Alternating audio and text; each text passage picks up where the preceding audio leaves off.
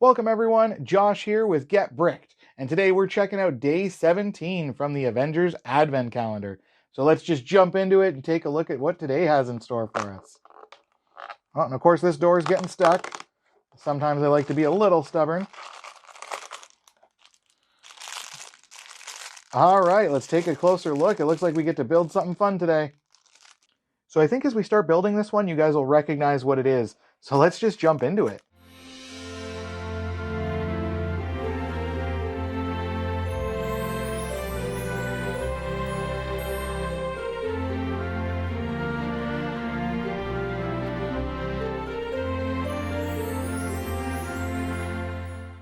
So here it is completed, and I'm sure you recognize it now. It's the Quinjet.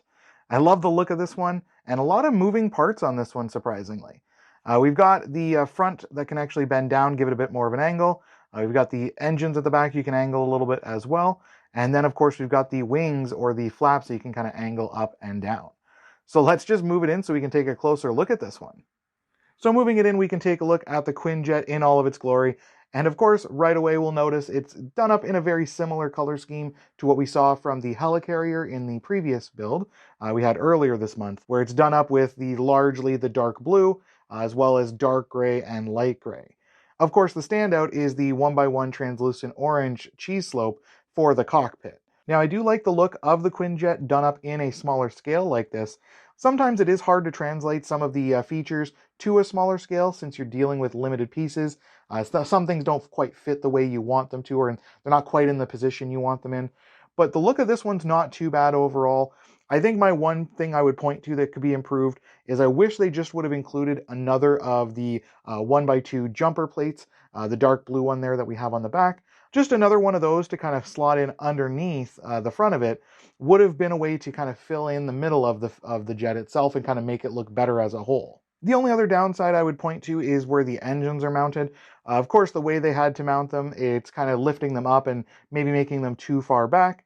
But I can understand why they would have had to do that with this kind of scale that they're dealing with. Now, other than those couple downsides, I think the rest of the Quinjet itself is really well done in this small scale.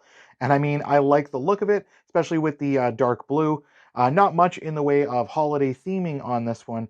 Maybe do it up in a different color or something like that to kind of give it a holiday theme. Maybe largely done up in like green and red would have been an interesting touch. But other than a couple minor downsides, I think the look of the Quinjet overall does look really good, especially done up in this scale. And I mean, it's going to be a great addition to my Avengers builds.